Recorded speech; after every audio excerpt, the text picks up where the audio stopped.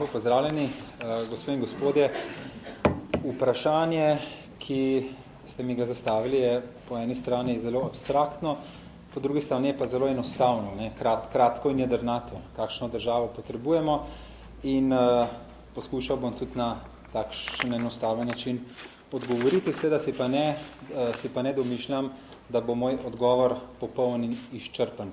Poskušal bom izpostaviti par vrednot ali postulatov, ki se mi zdijo pomembni, kar pa seveda ne izključuje vseh ostalih oziroma ne pomeni, da tudi druge stvari pri delovanju države niso pomembne.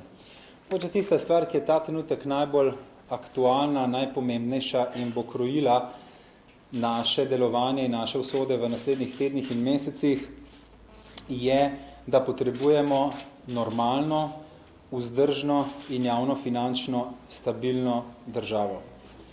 V zadnjem obdobju smo pričeli nevarno drseti v tako imenovani grški scenarij. Torej, ne gre za to, da bi bil naš javni dolg v absolutnih številkah podoben grškemu, da bi bili v tem smislu prekomerno zadolženi. Problem je v tem, da smo se navadili iz leta v leto v javnem sektorju, v javni porabi, živeti krepko čez svoje zmožnosti. In ko se enkrat navadiš živeti na ta način preko svojih zmožnosti, seveda tega ne moreš reševati drugače, kot da se iz leta v leto zadolžuješ.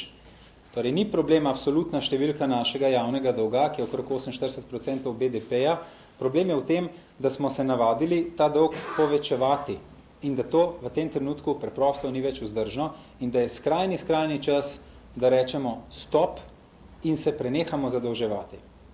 Vse tega ni mogoče storiti čez noč, zato je vlada, zato je koalicija pripravila načrt, po katerem bi do uravnoteženega proračuna prišli v letu 2015.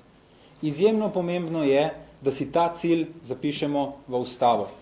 Torej, ko zadnje čase poslušate o tako imenovanem zlatem fiskalnem pravilu, ne gre za čisto nič drugega, kot za to, da zapišemo v ustavo, kar pomeni, da rabimo za to široko politično soglasje, da bomo imeli javne finance uravnotežene, da ne bomo živeli v javnem sektorju preko svojih zmožnosti, ampak bomo živeli v skladu s svojimi zmožnostmi in da se ne bomo zadolževali. To pomeni, da bomo v času debelih krav, ko bomo imeli visoko gospodarsko rast, spravili nekaj na stran in tisto potrošili v času suhih krav, ko nam bo šlo slabše, ko bomo imeli nizko gospodarsko rast ali morda celo recesijo. Med ekonomisti je skoraj da ni nasprotovanja temu, oziroma v veliki večini to pozdravljajo, tudi zaradi tega, ker takšen ukrep deluje anticiklično. Takrat, ko je gospodarska rast visoka, jo nekoliko zmanjšana javna potrošnja hladi, da se ne dogaja to, kar se nam je v resnici dogajalo v obdobju konjunkture, ko se je gospodarstvo pregrevalo, preveč zadolževalo, in na drugi strani ta rezerva omogoča, da normalno živimo in se ne zadolžujemo takrat, kadar imamo slabšo gospodarsko rast in kadar smo v minusu. To je zelo enostavna gospodarska, lahko bi rekel kar gospodinska logika, ki deluje tako na ravni družine kot na ravni podjetja in mora delovati tudi na ravni države. Tisto, kar mene še posebej prepričuje, da je to dobro in da to potrebujemo, je dejstvo, da je prva država v svetovnem merilu, ki je takšno pravilo uvedla v svojo ustavo, Švica. In seveda takoj zatem v naslednjih letih krepko znižala svoj javni dolg. Zdaj smo v trenutku ali pred odločitvijo o tem, da bomo zarezali v javno porabo. Vlada je pripravila, po mojem mnenju, zelo uravnotežen in pravičen načrt zniževanja javne porabe, ki začenja tam, kjer je vlada najbolj odgovorna in kjer je verjetno najlažje privarčevati ali pa najmanj boleče znotraj samega sistema javne uprave, širšega javnega sektorja. Gre za ukinjanje različnih organov, gre za zmanjševanje števila zaposlenih, gre za tiste ukrepe, gre za zmanjševanje materialnih stroškov, skratka za tiste ukrepe, ki ne prizadanejo gospodarstva in predvsem ne prizadanejo prebivalstva. Tukaj se začne. Potem gre se seveda za močne ukrepe za zniževanje javne porabe v javnem sektorju. ki vključuje tudi zniževanje pravic javnih uslužbencev. Treba je odkrito povedati, da je gospodarska kriza bistveno bolj zadela gospodarstvo kot pa javni sektor. Še bolj direktno bom rekel, javni sektor doslej krize še ni občutil. Deloma jo je občutil. Občutil je deloma s tem, ker je bil dolg, ki ga je imela država do njega zaradi 6-letne zamrznitve plač, bil deloma odložen v čas, ko bo gospodarska kriza končana, ampak to je zelo majhna žrtev. V situaciji, ko zaposleni v gospodarstvu iz dneva v dan ne vedo, ali bodo še imeli službo, ali bodo naslednji mesec še dobili plačo, je seveda stanje, situacija zaposlenega v javnem sektorju zelo, zelo varna. In zato mislim, da bi morali biti sindikati javnega sektorja pripravljeni pristati na neke razumne rešitve. In upam, da se bo to tudi zgodilo. Seveda v okviru zmanjševanja javne porabe pa vlada predlaga tudi nekatere reze na področju javnih pravic, torej lahko bi rekli socialnih pravic, ki pa že spet niso drastični. Nikjer ne gre za neko drastično zmanjšanje. Zadnje čase poslušamo visoko leteče besede, zelo demagoške, lahko rečem, o ukinjanju, o krčenju socialne države, o ukinjanju socialne države, kot da bi šlo za neke radikalne reze, kot da bi recimo porodniška nadomestila ukinili ali zmanjšali za polovico, ali skrajšali z 12 na 6 mesecev, ali jih znižali z 100 na 50% ali kaj takega. Ne, vlada je pripravila ukrepe, ki gredo po vseh področjih javnega sektorja, tako da se povsod nekaj prihrani. Tako da še enkrat pravim, ukrepi so uravnoteženi, so pravični, vlada začenja pri sebi, sam sem poskrbel za to, da najprej začnemo z varčevanjem v državnem zboru, torej na vrhu javnega sektorja.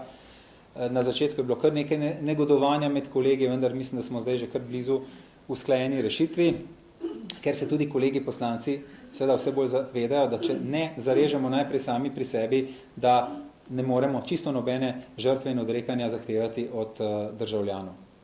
Na vrhu je treba zarezati bolj kot kjerkoli drugje. Zdi se mi izjemno pomembno, da se naslednje obdobje izkoristi za usklajevanje z vsemi socialnimi partnerji, z vsemi zainteresiranimi skupinami. Kajti prav bi bilo, da so ti ukrepi, v katere gremo, v čim večji meri usklajeni, da je to nek družbeni dogovor slovenskih državljank in državljanov, da bomo to storili zato, da nam bo jutri bolje. Škoda bi bilo, če bi moral biti to enostranski poseg, recimo za zakonom, ki ne bi bil usklajen s socialnimi partnerji. Seveda, brez razumnega pogajanja na strani sindikatov, tega ne bo mogoče doseči. Zato lahko, mislim, da upravičeno zahtevamo od sindikatov javnega in zasebnega sektorja, da se zavedajo situacije in da pokažejo pripravljenost na kompromise. Vlada je prišla z izhodišči, sedaj so sindikati na potezi in mislim, da je preuranjena poteza, da v trenutku, ko so se pogajanja komaj začela, že rožljajo z stavko in z najhujšimi ukrepi. Najprej bi bilo prav, da pridejo za nasprotne strani, torej svoje strani pred vlado, svojim protipredlogom. Kaj je po njihovem mnenju mogoče narediti, kje so ti ukrepi nesprejemljivi in kateri dodatni ukrepi bi bili še mogoči. Če gre za zvišanje najvišje dohodninske stopne, če gre za obdavčenje tako imenovanega luksuza, če gre za obdavčenje finančnih transakcij, vlada je o tem pripravljena razmisliti. Ampak pričakujemo, da bo prišel predlog strani sindikatov. Torej, če nam ta osnovna stvar ne uspe, če ne pogledamo resnici v oči, če si ne nalijemo čistega vina, če ne pridemo do tega, da bomo živeli tudi v smislu javne potrošnje skladno s svojimi potrebami, potem lahko vse ostalo odmislimo.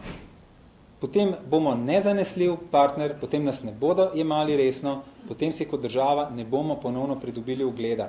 Kajti vedeti morate, da imamo v očeh mednarodne skupnosti, zlasti gospodarske in finančne, precej omajan, znižan ugled v zadnjem času, ker se nismo bili sposobni lotiti ukrepov takrat, ko bi bilo potrebno. Torej potrebujemo normalno, vzdržno in javno finančno stabilno državo. Potrebujemo tudi prijazno in učinkovito državo. To je državo, ki bo podjetjem zagotovila prijazno poslovno okolje, tako glede davkov, glede trga dela, glede birokracije in ki bo zagotovila svojim državljanom učinkovite javne storitve. Tukaj je še ogromno za narediti. Če vprašate gospodarstvenike, vam bodo v en glas odgovorili, kje so največji problemi, ko se primerja konkurenčnost slovenskega okolja s konkurenčnost okolja v drugih državah. Gre seveda za nefleksibilen trg dela, gre za visoko obdavčitev dela in za birokratske ovire. Tukaj gospodarstvo priznava, da je zlasti v obdobju 4-8 bilo veliko narejeno, veliko postopkov poenostavljenih, v nekaterih stvareh smo v svetovnem merilu uspešni, imamo recimo enega najboljših sistemov za registracijo in zagon gospodarske družbe, na nekaterih področjih smo pa izjemno kritični. Ko gre za pridobivanje dovoljenj, recimo okoljevarstvenih soglasij, spreminjanje, umeščanje projektov v prostor, torej spreminjanje prostorskih planov in tako naprej, smo si okrog vratu obesili mlinsko kolo, ki ga bomo morali čim prej podvreči. Zato potrebujemo tudi enostavno državo. Smo relativno majhni po površini teritorija in po številu prebivalcev, zato je lahko naša komparativna prednost enostavnost. Lahko si privoščimo enostaven politični sistem, lahko si privoščimo enostavno javno upravo, lahko si privoščimo enostavne postopke. Zdi pa se, kot da smo nagnjeni k temu, da če se le da, da si življenje zakompliciramo, namesto da bi si ga poenostavili. Če vzamem kot primer samo razpravo zadnjih dni, ali v Sloveniji potrebujemo državni svet. Zdravo razumski razmislek nam da zelo enostaven odgovor na to vprašanje. Seveda ga ne potrebujemo. Državni svet mogoče potrebujejo kakšne politične stranke, ki preko državnega sveta po ovinku, netransparentno, plasirajo svoje interese. Rabijo ga mogoče kakšne korporacije, kakšne interesne skupine, ki spet na ta način netransparentno in po ovinku plasirajo svoje interese. Država, demokracija pa te inštitucije ne potrebuje. In to je treba odkrito in odprto povedati. In če kdaj, potem je zdaj ta trenutek, preden se izteče ta mandat državnega sveta, čas, da se politične stranke glede tega poenotimo, da dosežemo potrebno 2/3 večino in naredimo ta simbolični korak in da dokažemo, da si znamo včasih stvari tudi poenostaviti, ne vedno samo zakomplicirati. In seveda, nujno moramo nadaljevati tisti proces, ki je tekel, od leta 2000, pa še posebej intenzivno v mandatu prve Janševe vlade 4-8, proces poenostavljanja postopkov, odpravljanja birokratskih ovir. To ni nekaj, s čimer bi se takrat vlada sama hvalila. Gospodarstvo je bilo tisto, ki je vladi priznavalo, da je tukaj prišlo do premikov in to je treba intenzivno nadaljevati. Vzeti veliko metlo in brezkompromisno, radikalno poenostavljati na vseh področjih. Nesprejemljivo je, da investitorji, ki so pripravljeni priti v Slovenijo, ne morejo priti do stavbnih zemljišč, zaradi tega, ker se nek birokrat v Ljubljani, ki sploh nikoli ne stopi na teren in sploh ne ve, kaj se v lokalnem okolju dogaja, ker si v svoji glavi namislil, da tam pri nekih zemljiščih ne more priti do spremembe namembnosti. Zato, ker on tako misli.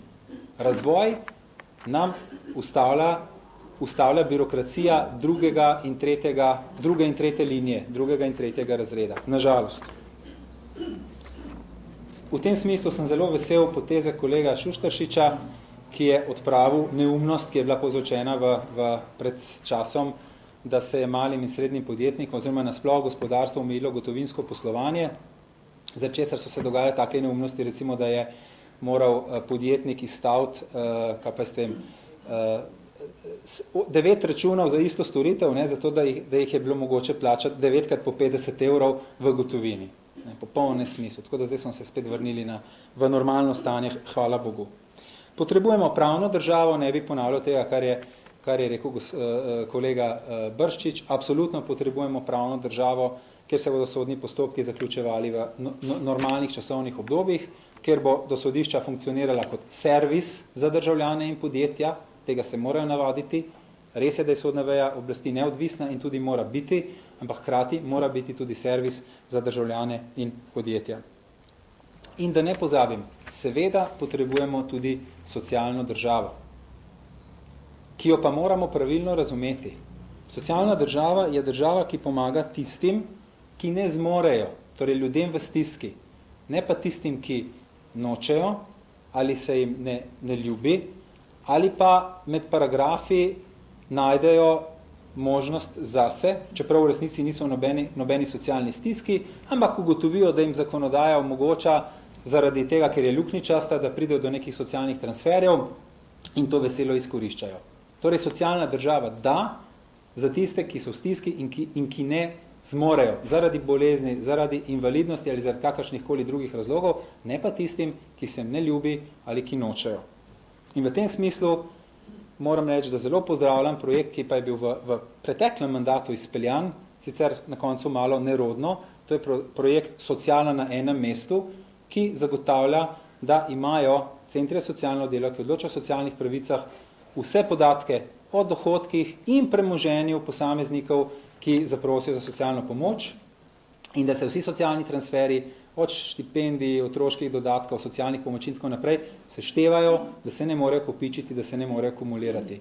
Marsikdo je odpadel, marsikakšno jezno pismo smo dobili od tistih, ki so izgubili pravico do socialne podpore in ne morejo razumeti, kako da nima pravice do socialne podpore, saj ima vendar nizke dohodke. Res je sicer, da ima 150 000 evrov vredno hišo ali stanovanje, ampak vendarle ne, prejšnja zakonodaja mu je omogočala, da pride do socialne pomoči, zdaj pa te pravice več nima.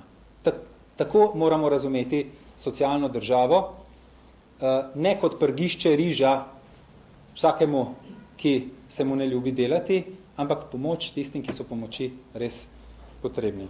To je mojih 5 odgovorov na vprašanje, kakšno državo potrebujemo. Kot sem že na začetku se vnaprej opravičil, ta odgovor ni izčrpen, upam pa, da sem kaj prispeval k iskanju odgovora na vaše vprašanje. Hvala lepa.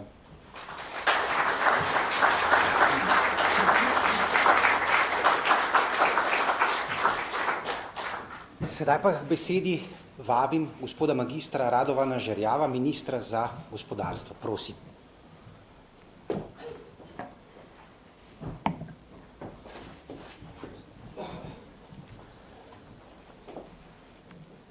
Spoštovane dame, spoštovani gospodje, cenjeni gostje, letošnji Pučnikovi dnevi postavljajo v ospredje to, kar bi vedno moralo biti osrednje vprašanje slovenske družbe.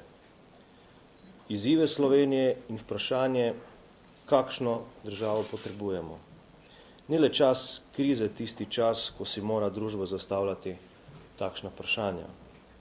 Če bi odgovore na ta vprašanja poiskali in našli v vsakem svojem razvojnem obdobju, bi se zagotovo lažje in spretneje izognili skritim in predvidljivim čerem, na katere nas včasih zanese. Zato tudi danes v tem izredno občutljivem času, v katerem se nahajamo, ko nas vse skupaj zagotovo in neizbežno čakajo veliki izzivi, ki ne bodo lahki, pozdravljam temu namenjeno javno razpravo, ki jo odpiramo tudi danes v spomin na počastitev 80-letnice rojstva dr. Jožeta Pučnika. Trdno sem prepričan, da le z dialogom in argumentirano ter konstruktivno razpravo lahko v družbi skupaj določimo tako ključne probleme na eni strani, kot cilje na drugi. In le v konstruktivnem duhu lahko tudi sklenemo dogovor o načinu reševanja težav in konkretne ukrepe tudi izpeljemo. Verjamem, da se v slovenski družbi danes strinjamo, kateri so tisti največji izzivi naše države v danem trenutku. Gospodarska situacija nikakor ni rožnata. Stanje v državnih javnih financah je izjemno resno. Gospodarski razvoj ni v pospešku, posledice pa se negativno izražajo seveda tudi na socialnem področju. Brez nepotrebnega leporečja in visoko zvenečih besed si moramo povsem iskreno priznati. Situacija ni optimistična. Razmere so zaskrbljujoče in preprosto zelo, zelo resne. Kakršnakoli drugačna ocena razmer bi bila v tem trenutku povsem neodgovorna. In danes je čas, ki terja odgovornost. Najprej od nas na vladi, ki smo odgovorni, da pripravimo izhodišča za ukrepe, kot tudi od vseh političnih strank, predvsem pa tudi od socialnih partnerjev, delodajalcev, sindikatov. Kot odgovornost za trenutne razmere ne leži zgolj na plečih nekaterih posameznikov. Tudi njihovo reševanje ne more biti le stvar ene ekipe. Reševanje trenutnih razmer je naša skupna odgovornost, torej vseh nas. Vladna koalicija je nastala na osnovi realne ocene gospodarsko-socialnega stanja v državi in trdne odločenosti, da takoj pripravi protikrizne ukrepe. Da voz s skupnimi močmi potegne iz blata ne le na makadam, ampak tudi na asfaltirano cesto. Pričemer pa seveda potrebujemo dodatne roke in moč, da ta voz potegnemo naprej. V vladi se zavedamo svoje odgovornosti, kot tudi nujnosti, da se k pripravi ukrepov enakovredno vključijo tudi socialni partnerji. Le konstruktivno sodelovanje vseh, tudi aktivna konstruktivna vloga opozicije nam lahko prinese uspešno pripravo ukrepov in doseganje rešitev, ki bodo srednje in dolgoročno dobre za vso družbo. Spoštovani, želim poudariti, da vlada ni izgubljala niti sekunde časa za pripravo prvih ukrepov, ki bodo vidni že skozi rebalans državnega proračuna.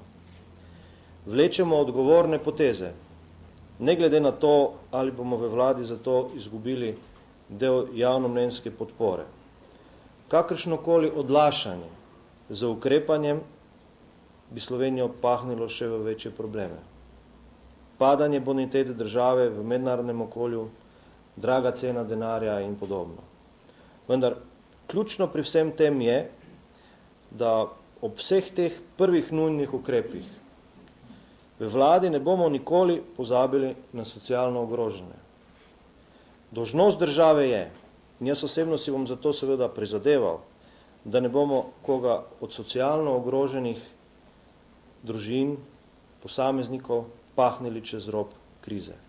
Čeprav smo po eni strani prisiljeni iskati vse rezerve, skoraj vsak evro in cent v državnem proračunu, bo vlada naredila vse, kar je v njeni moči, da se zaščiti vse tiste, ki so resnično najbolj socialno ogroženi. Slovenija je socialna država in če hočemo, da takšna ostane tudi na srednji in dolgi rok, moramo ukrepati zdaj. Da z manjšimi in sicer trenutno ponekod res da bolečimi ukrepi, vendarle uspemo preprečiti najhujše scenarije, ki se pa lahko zgodijo. In da se namesto s pomočjo drugih rešimo sami. Prepričan sem, da bo tukaj na Pučnikovih dnevih padla marsikatera zanimiva ideja in konstruktivni predlog na vladna izhodišča varčevalno-stabilizacijskih ukrepov. Vem, da jih bo veliko tudi v okviru siceršnje najširše javne razprave v državi. Marsikatero opozorilo in predlog slišimo, kot je na primer obdavčenje luksuza, pri čemer je seveda treba vedeti, da ko govorimo o obdavčitvi bogatejših, moramo paziti, da ne bomo najbolj propulzivni del zaposlenih razvojnikov, inženirjev, ki so tudi eden od ključnih dejavnikov razvoja Slovenije, odgnali iz države in sistem naredili slabo uslugo glede lastnih razvojnih sposobnosti. In ravno to pričakujem tudi od parlamentarne opozicije. Da odvrže demagogijo v kot in se namesto pavšalne kritike varčevalnih ukrepov vsebinsko posveti vsakemu ukrepu posebej. Ga argumentira, podpre ali zavrže oziroma poda konstruktivne predloge za njihovo izboljšanje. To je konstruktivnost, spoštovani. In to je odgovornost vse politike in drugih deležnikov. Le s čim širšo podporo varčevalnim in stabilizacijskim ukrepom lahko stvari premaknemo na bolje. Zato pa najprej potrebujemo pogovarjanje in dogovor. Vabim k konstruktivnemu sodelovanju. Vlada je pripravljena, ampak časa je malo. Zato upam in zaupam, da bo ta dialog aktiven in konstruktiven. Spoštovani, upam in pričakujem, da bomo v tem izjemno občutljivem trenutku za družbo in državo zmogli pogum, da vsi, ki smo v tem procesu, vlada, opozicija, socialni partneri, sindikati, delodajalci, državljanke in državljani, to zgodbo zmagamo. Ta današnji ključni izziv slovenske države in družbe, samostojno potegniti se iz krize in se vrniti na pot razvoja ter gospodarske rasti, lahko zmagamo le skupaj, z roko v roki. Hvala lepa.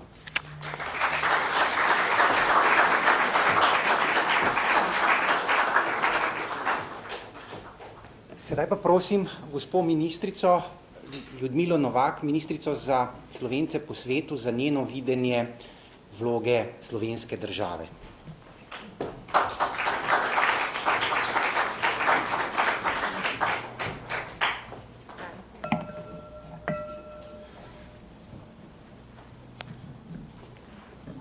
Spoštovani, prav lepo pozdravljeni.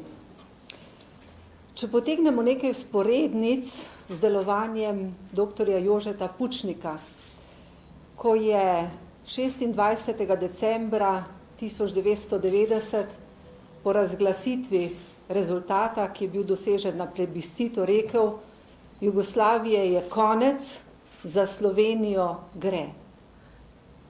Tudi za nas mora biti to glavno vodilo, gre za Slovenijo.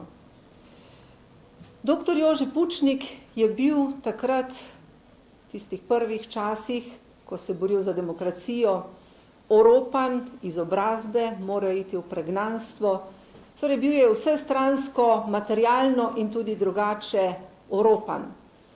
Pa vendar tega Sloveniji, narodu, ni zamiril. Ko se je vrnil, je že v mislih snoval, kako tej deželi, temu narodu pomagati, kaj lahko on svojim znanjem, svojo vizijo prispeva. In to je tudi storil, zato si je ves čas prizadeval. Zato je tudi vprašanje nas, sedanjih politikov, to, kakšna je vizija za Slovenijo, kaj lahko mi kot politiki naredimo. Pri tem smo se znašli v dvomih in v preizkušnjah.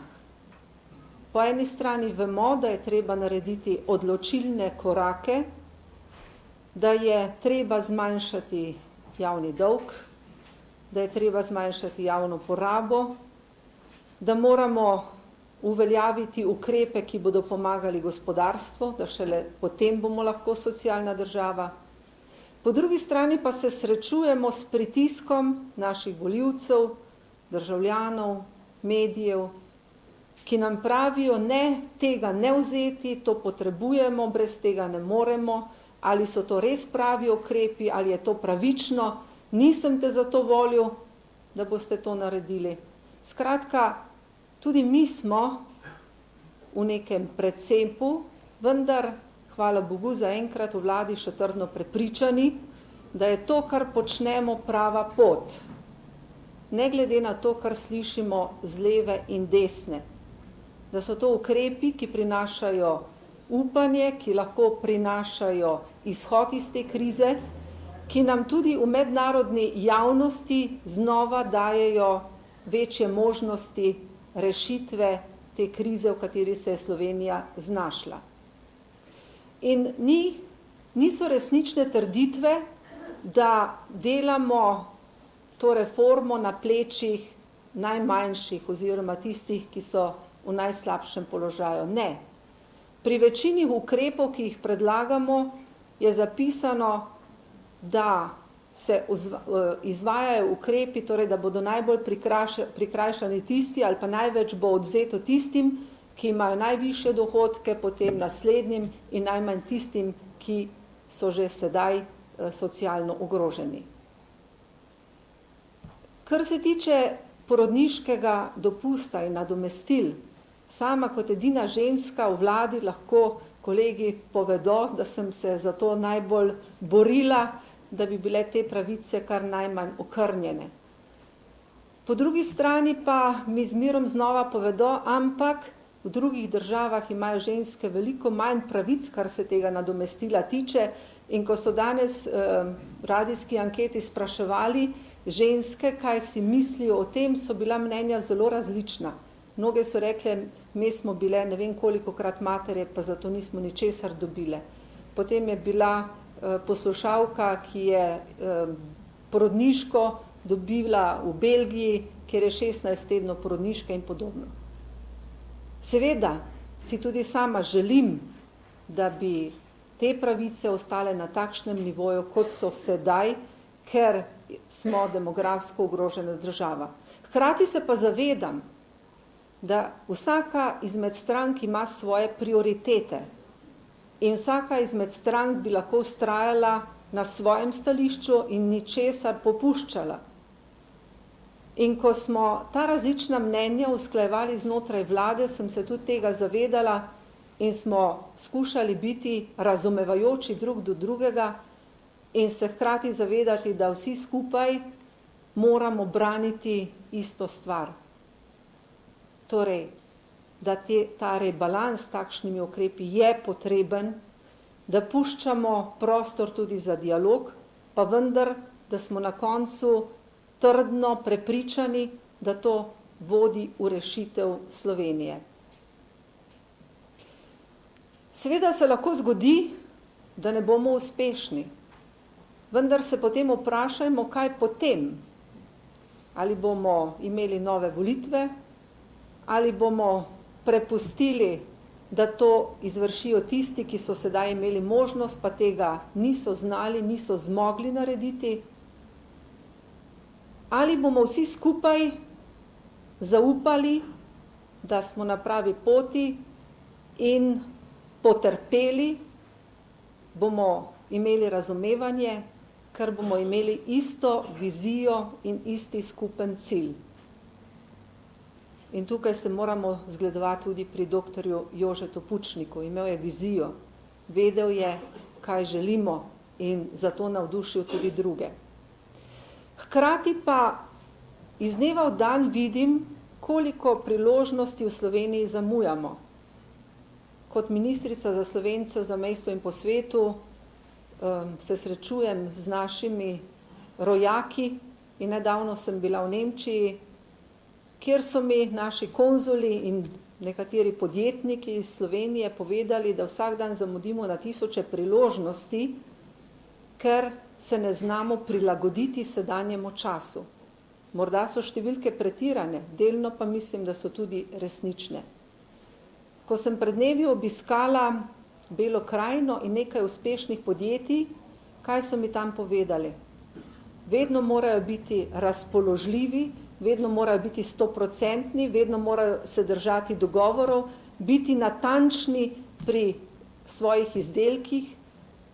Skratka, če hočeš trgovati, poslovati z Nemčijo oziroma podobnimi državami, kjer je zelo zahteven trg, moraš narediti korenite spremembe v razmišljanju tako zaposlenih, vodilnih delavcev in pa tudi v načinu izvajanja.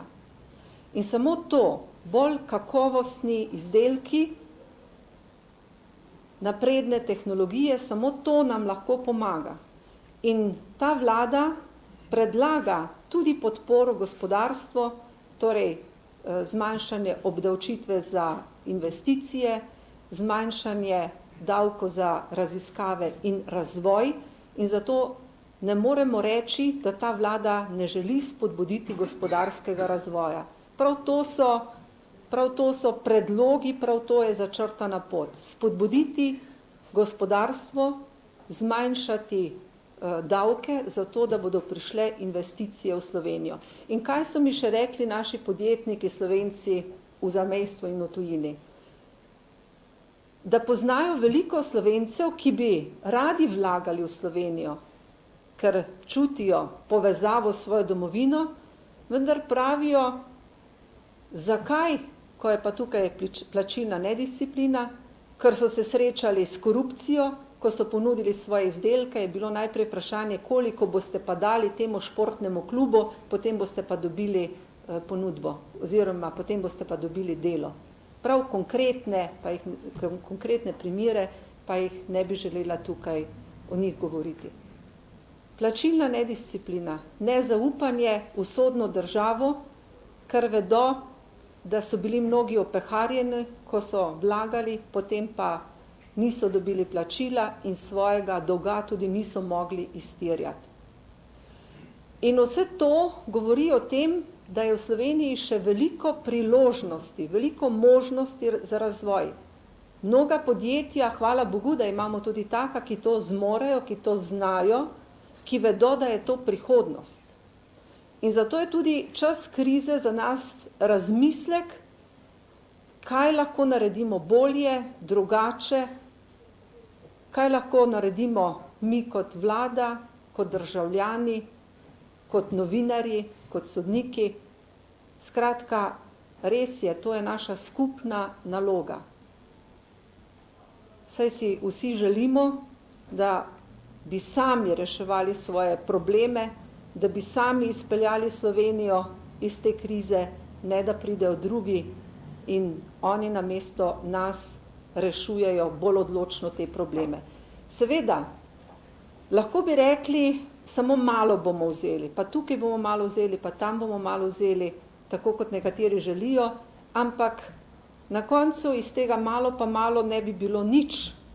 Mi pa potrebujemo konkretne reze, konkretna dejanja, da vrnemo zaupanje v mednarodnih finančnih krogih.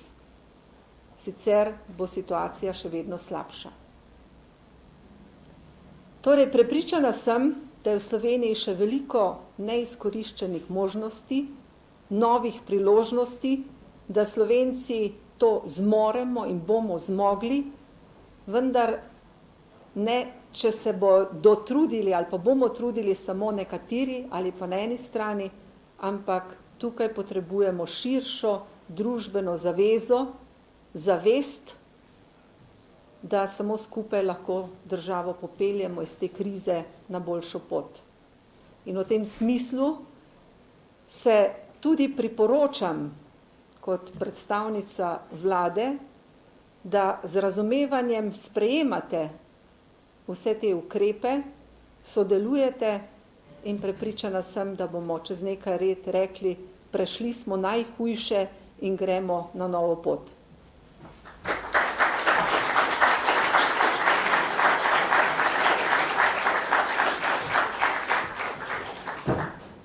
Sklepne besede uvodnega dela pripadajo dr. Milanu Zveru, evropskemu poslancu. Prosim.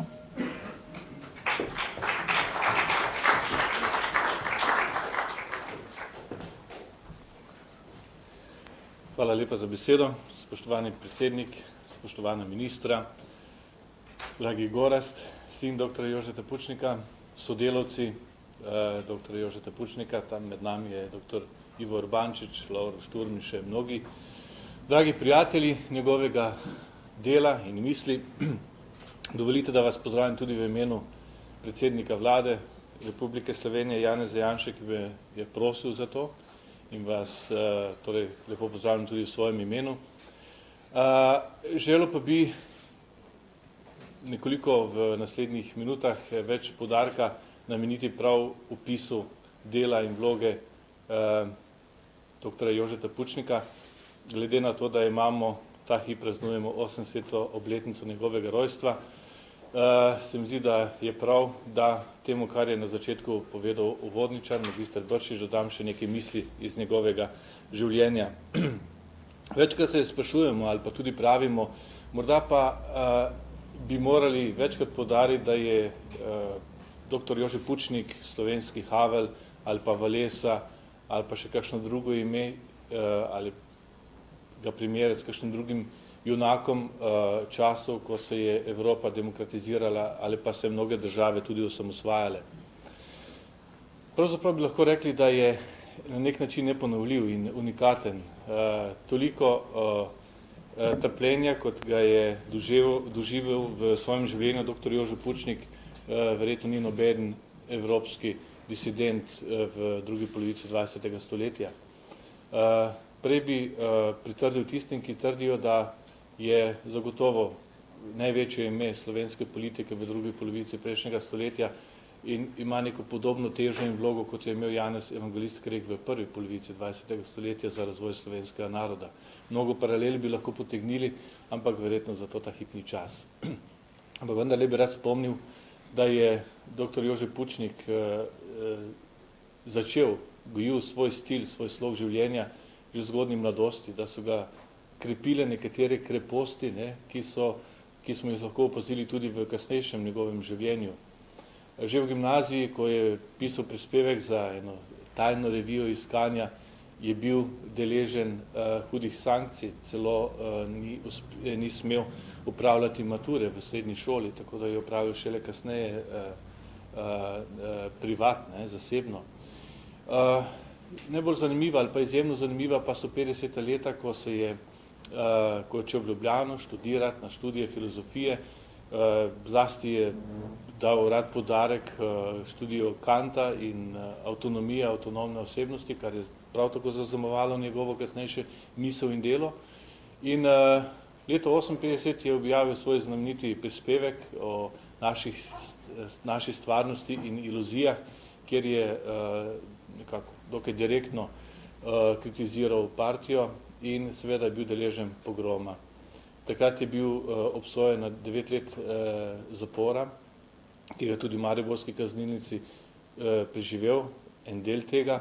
Leta 1963 je bila splošna amnestija, so ga spustili iz zapora, vendar je v tem času se spet aktivno vključil v življenje, zlasti publicistično delo, ne več pri reviji 57, ki je bila ukinjena, ampak pri novo nastali reviji Perspektive.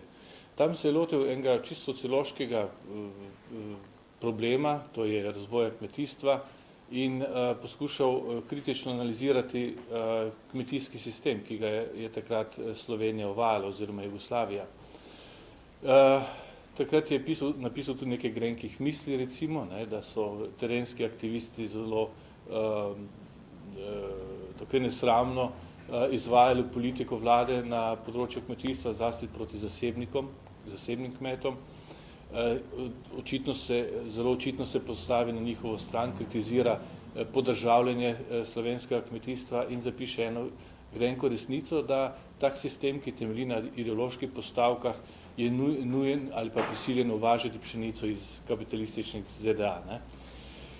No, to je izbilo dno sodo in ponovno so prekinili sklep o amnestiji, ga ponovno poslali v zapor, tokrat na Dob, za 24 mesecev, od tega je preživel 20 mesecev v samici, kar je bilo celo v nasprotju z tedanjo jugoslovansko kazensko zakonodajo. Ko je prišel domov, je ponovno poskušal v tem prvem svojem političnem obdobju, če tako rečem, se aktivirati, ponovno se je poskušal ali pa se želel lotiti ene teme, kritike Kardeljevega odnosa do kulture, zato želel dobiti podporo svojih nekaterih prijateljev, sodelavcev, zlasti Rusa, Kermaunerja in Tauferja, a je več ni dobil. Tako da se je počutil dokaj osamljenega, na eni strani izključenega, glede na to, da mu je tudi takrat policija, Udba, rekla, da v Sloveniji službe za njega ne bo, se je pač odločil za zelo pogumno življenjsko potezo in zapustil tedaj domovino in odšel v Nemčijo, kjer se je moral preživljati z delom v cinkarni, najprej v Hamburgu, potem pa še opravljal druga fizična dela, da lahko ponovno doštudiral, ker mu Ljubljanska univerza ni hotela izročiti diplome, potrdilo o tem, da je diplomiral. Tako da ampak je vendarle že v začetku 70-ih let ponovno doktoriral, se je zaposlil na univerzi v Lüneburgu, kjer se je ukvarjal z sociološkimi sistemi in pa s teorijo znanosti. In je bil kar dokaj uspešen tudi kot znanstvenik. Če ste brali kdaj ali pa pogledali, imeli možnost videti knjigo Družba, kultura in tehnologija, ste lahko opazili vpliv sodobnih socioloških, politoloških in drugih teorij, ki so imeli na Pučnika kot znanstvenika. Tukaj moramo posebej izpostaviti sistemsko teorijo, pa Habermasa in nekatere druge avtorje. Tako da je v 80-ih letih Pučnik recimo znanstveno že zelo izoblikovan torej znanstvenik. Ne. Kljub temu pa ga je ta politični instinkt, njegov prvinski nagon, kot jaz večkrat pravim, ki ga je prevečkrat morda krotil celo z svojim razumom, racijom, vlekel nazaj v domovino, in ko so se pokazali prvi znaki liberalizacije znotraj prejšnjega totalitarnega sistema, se je vedno bolj bližal Slovenijo. Začel je pisati za Novo revijo, imel je polemiko, nekateri se verjetno spomnite, z Petričem v Teoriji in praksi. Potem je prišel predavati v drugi polovici 80-ih let na Fakulteto za družbene vede. To predavanje še mi je posebej ostalo v spominu, dokler se ni seveda popolnoma vključil v novo nastajajoče demokratično opozicijo, najprej k Slovenski socialdemokratski zvezi, kasneje je tudi prevzel to stranko in kmalu potem še konec leta 1989 tudi formiral, oblikoval Združeno opozicijo Slovenije, ki je kasneje uspela uresničiti zmago na volitvah in z svojo dejavnostjo dva temeljna cilja, ki si jih je Demos zastavil, to veste, demokratizacijo in pa osamosvojitev. Danes večkrat res lahko rečemo, ali je Demos in ali so takrat slovenska vlada naredila dovolj za vse to. Lahko tudi res ocenimo, kot je magister Bršič dejal, da nimamo pravne države, ampak vendarle takrat je bila vzpostavljena ali pa so bile vzpostavljene osnove za pravno državo. Tudi težko je izključujoče reči imamo ali nimamo, to so relativni pojmi, imamo jo, ampak bi potrebovali več pravne države, imamo demokracijo, ampak bi potrebovali več demokracije, imamo socialno državo, ampak bi potrebovali več socialne države in podobno. Predvsem pa bi potrebovali več pravičnosti. Načelo pravičnosti in nasploh pravičnosti se ne more vezati samo na etablirane strukture na državo. Slovenci smo ostali stoletja in tisočletja predvsem zaradi tega in obstali, ker smo imeli izjemno razvite mehanizme socialne, družbene solidarnosti in pravičnosti. In zato se jaz za prihodnost slovenskega naroda tudi v prihodnje ne bojim. Država bi nam lahko samo pri tem bolj pomagala z svojimi mehanizmi. Ne? Ko je Jože Pučnik zaključil to drugo fazo, drugo stopničko vključevanja v slovensko politiko kot velik voditelj, nesporen voditelj Demosa, to mu danes priznavajo praktično vsi, ko sem bral eno anketo, tudi vsi njegovi sopotniki, je prišla tako imena tretja faza v 90-ih letih, ko je postal samo poslanec. Samo poslanec. Nedavno tega sem imel pogovor z kolegom, recimo temu, ki mi je dejal, kako je mogoče, da je človek, ki je vodil in prispeval k vsemu temu, ki je oče slovenskega naroda, demokracije in samostojne države, pristal pri kosteh.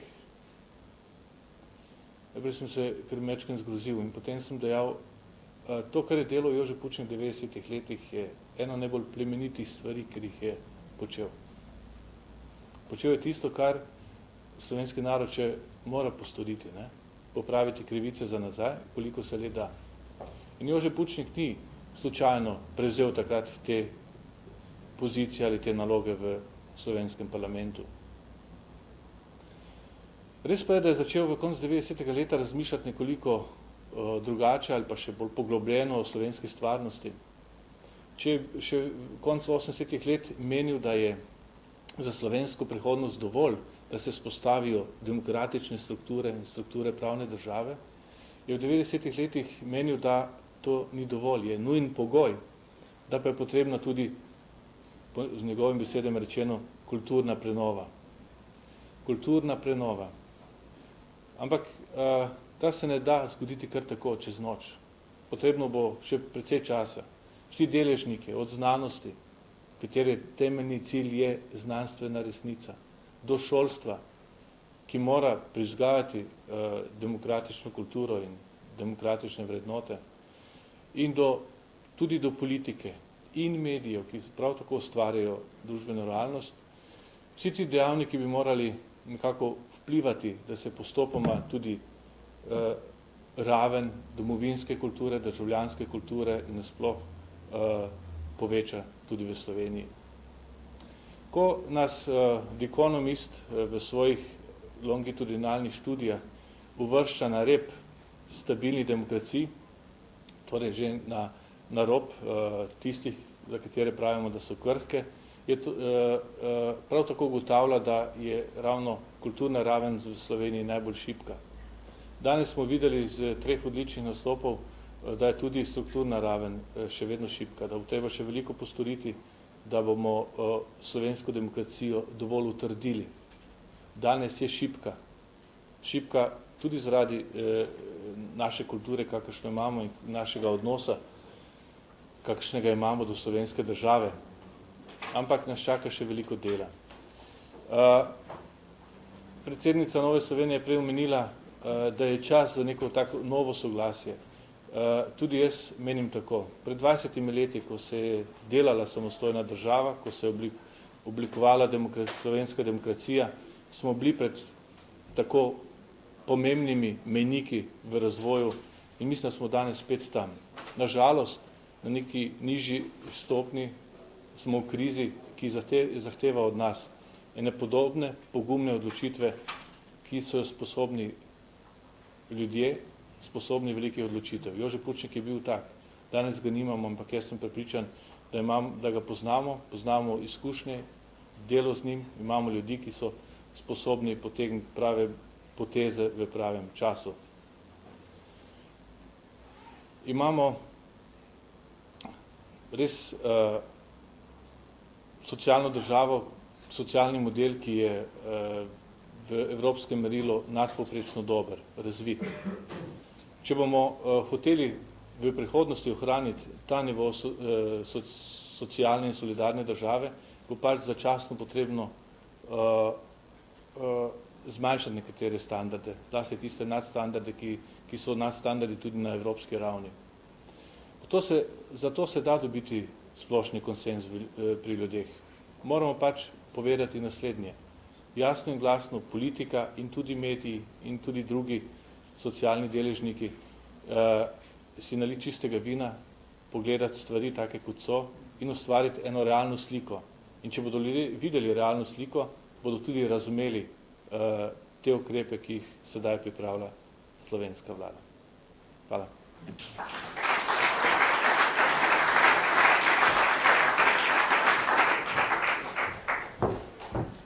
Dovolite, da se zahvalim vsem govorcem. S tem smo sklenili prvi del uvodnih razmišljanj.